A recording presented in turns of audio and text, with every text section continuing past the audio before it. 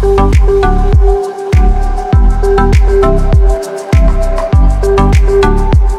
Everyone, welcome to our another blog. আজকে আরেকটা blog নিয়ে হাজির হলাম। এটাকে ডেইলি ব্লগও বলা যায়, আবার ডেইলি ব্লগের মধ্যেও পড়ে না। টুকটাক হচ্ছে বাসার কাজ করব, মানে সেট আপ চেঞ্জ করব এই রুমটার, যার জন্য ভাবলাম আপনাদের সাথে একটু শেয়ার করি। এইটা হচ্ছে আমার এখনকার এই রুমের সেট আপটা আছে এইভাবে। তো ভাবলাম আজকে একটু সেট আপ চেঞ্জ করে দেখবো যে দেখতে কেমন লাগে। আর ঘরের জিনিসপত্র কিন্তু একটু অন্যরকম করে সাজিয়ে নিলে আবার ভালোও লাগে দেখতে। আর আজকে দুপুরে রান্না করব হাঁসের মাংস। তো এই হাঁসটা হচ্ছে গতকালকে স্বপ্ন বাজার থেকে কিনে নিয়ে এসেছিলাম। যারা এর আগের ব্লগটা দেখেছেন তারা হয়তো জেনে থাকবেন। আর হাঁসটা কিন্তু বেশ বড় সড়োই ছিল। তো এই তো হাঁসের মাংসটা ফ্রিজ থেকে বের করে নর্মাল করে নিয়েছি, আর পরিষ্কারও করতে হয়েছে, যদিও পরিষ্কার করা থাকে তারপরও বাসায় একটু পরিষ্কার করে নিতে হয়। আর এই যে দেখেন, সকাল থেকে কিন্তু রোদ ছিল, আবার মাঝে মাঝে হচ্ছে মেঘও করছে।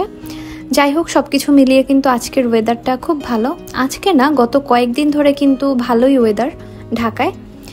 রোদও হয়, আবার মাঝে মাঝে বৃষ্টি হয়। আর এরকম মেঘলা ওয়েদার কিন্তু দেখতে ভালোই লাগে। আর এই যে আমার বারান্দায় যে পুঁইশাক গাছটা লাগিয়েছিলাম, মানে পুঁইশাক খাওয়ার পরে যে পুঁইশাকের ডগাটা ছিল ওইটা হচ্ছে আমি লাগিয়ে রেখেছিলাম। তো ওখান থেকে হচ্ছে এরকম সুন্দর একটা লতা বের হয়েছে, দেখতে কিন্তু বেশ ভালোই লাগে।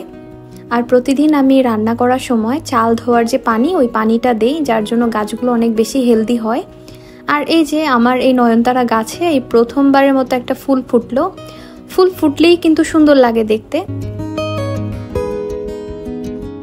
হাঁসের মাংসটা পরিষ্কার করার পরে বারান্দা দাঁড়িয়ে কিছুটা সময় রেস্ট নিলাম। তারপর এই যে রান্নাঘরে এসে হচ্ছে মাংসটা রান্না করব এখন। তো চুলায় হচ্ছে আদা রসুন পেস্ট বাটা এগুলো সব ভালোভাবে কষিয়ে নেব। আর হাঁসের মাংসের মানে এই রান্নাটা সব থেকে মজা করার একটাই উপায়, সেটা হচ্ছে অনেকক্ষণ টাইম নিয়ে এটাকে কষাতে হবে। কারণ হাঁসের মাংসে একটা খারাপ স্মেল থাকে, অনেকে হাঁসের মাংস এর জন্য পছন্দ করে না। কিন্তু এভাবে যদি মশলার সাথে হাঁসের মাংসটা প্রায় 30 মিনিটের মতো কষিয়ে নেন, সেক্ষেত্রে কিন্তু আর আপনার হাঁসের মাংসের যে খারাপ একটা স্মেল এটা থাকবে না, একদমই থাকবে না, আমি কথা দিচ্ছি। তো এভাবে আপনারা রান্না করে দেখতে পারেন। আর অনেকে হচ্ছে কম কষিয়ে, মানে অনেক কম টাইম নিয়ে কষায়, যার জন্য অনেক সময় গন্ধটা থেকে যায়। তো এই তো আমি হচ্ছে হাঁসের মাংসটা এখন অল্প অল্প করে কষিয়ে নেব, আর ওইদিকে রুমের কাজগুলো করব। ওইটা আপনাদের সাথে একবারে ফাইনালি যে লুকটা ওইটাই দেখাবো। চুলায় রান্না করতে করতে কিন্তু এই রুমের কাজগুলো সেরে ফেলেছি। এটাতে আমার হাজব্যান্ডও আমাকে একটু হেল্প করেছে, যেহেতু ওরও আজকে ছুটি ছিল, বাসায় আছে। তো দুজন মিলে এই কাজটা করেছি। বেশ অনেকটা টাইম লেগেছে, প্রায় 1.5 ঘন্টার মতো। সব জিনিসপত্র মুছতে হয়েছে, আবার হচ্ছে ফ্লোরটাও একটু মুছে নিয়েছি, কারণ জিনিসপত্র এলোমেলো করলে কিন্তু দেখা যায় ফ্লোরটাও আবার ময়লা হয়ে যায়।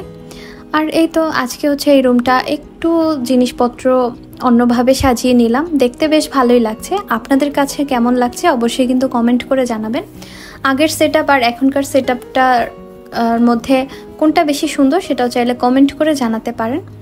নেক্সট হচ্ছে আর একটা রুম আমি একটু অন্যরকমভাবে সাজাবো, প্ল্যান করা আছে, দেখি কতটুকু কি করতে পারি। রুমের কাজগুলো শেষ করে এই যে আমার হাঁসের মাংস কিন্তু বেশ অনেকটাই হচ্ছে তেল উঠে এসেছে উপরে, আর অনেকটা টাইম ধরে কষাচ্ছি, যার জন্য কিন্তু মাংসটা প্রায় সিদ্ধ হয়ে এসেছে। হাঁসের মাংস কিন্তু শীতের দিনে খেতে বেশি ভালো লাগে। আমি জানি না, আমরা তো গ্রামে সবসময় শীতের দিনেই বেশিরভাগ হাঁসের মাংস খেয়ে এসেছি, মা রান্না করতো। আর এই তো হাঁসের মাংসের পাশে হচ্ছে আমি ভাতটাও বসিয়ে দিয়েছি। আজকে যেহেতু অনেক কাজ করে ফেলেছি, যার জন্য আমি অন্য কোনো তরকারি আর রান্না করব না। একটা সবজি ভাজি করার ইচ্ছে ছিল, কিন্তু পরে দেখলাম আসলে প্রায় 1:30টার মতো হয়ে গেছে, তাই আর রান্না করব না, শুধুমাত্র মাংস রান্না করব আর হচ্ছে ভাত। আর এখানে কিছু আলু কেটে নিলাম, এটা হাঁসের মাংসের সাথে দিয়ে দিব। হাঁসের মাংসটা প্রায় 30 থেকে 35 মিনিটের মতো কষিয়ে নিয়েছে। তো কষানোর পরে হচ্ছে সামান্য গরম পানি দিয়ে দিয়েছিলাম, আর ঢাকনা দিয়ে আরও 20 মিনিট রান্না করার পরে এই যে এখন আলু দিয়ে দিচ্ছি। যেহেতু হাঁসের মাংস একটু শক্ত, যার জন্য রান্না করতেও বেশ সময় লাগে। আর এখন আলুটা দেওয়ার পরে আরও 20 থেকে 25 মিনিট রান্না করলেই কিন্তু হাঁসের মাংস রান্নাটাও হয়ে যাবে। আর উঠানোর আগে হচ্ছে আমি যে গরম মশলা একটা বানিয়ে রাখি, মানে জিরার গুঁড়া, তারপর হচ্ছে এলাচ দারচিনি সবগুলো হচ্ছে ভালোভাবে টেলে তারপর একটা মশলা বানিয়ে রেখে দেই। যখন মাংস রান্না করি তখন হচ্ছে ওই যে কোনো মাংসের উপর থেকে হচ্ছে দিয়ে দিই লাস্টে পরিবেশনের আগে। আর এই মশলাটা রেডি করে রাখলে কিন্তু রান্নার ঝামেলাটা অনেকটাই কমে যায়, কারণ দেখা যায় রান্নার শেষে কিন্তু এই মশলাটা করা একটু ঝামেলার, যার জন্য আমি মশলাটা রেডি করে আলাদা একটা বয়ামের মধ্যে রেখে দেই। এই তো রান্নাবান্না শেষে হচ্ছে রান্নাঘরটা পরিষ্কার করে গোসল করলাম। আর গোসল করে এসে দেখি প্রায় 3টা বেজে গেছে, মানে অলমোস্ট 3:30 বাজে এখন। প্রচণ্ড ক্ষুধা লেগেছে আর কোনো দিকে তাকাতে পারছি না, তো ভাবলাম তাড়াতাড়ি করে খাওয়া দাওয়াটা শেষ করি। আর বাসার টুকটাক কাজ করতে করতেও না কখন যে সময় চলে যায় বুঝতেই পারি না। এই যে দেখেন 3:30 বাজে, আর ছুটির দিনে মনে হয় খাওয়া দাওয়া করতে বেশি দেরি হয়। তো এটাই ছিল আজকের ছোট্ট একটা মিনি ব্লগ। আপনাদের কেমন লাগলো অবশ্যই কিন্তু কমেন্ট করে জানাবেন। সবাই ভালো থাকুন, সুস্থ থাকুন। Have a good day.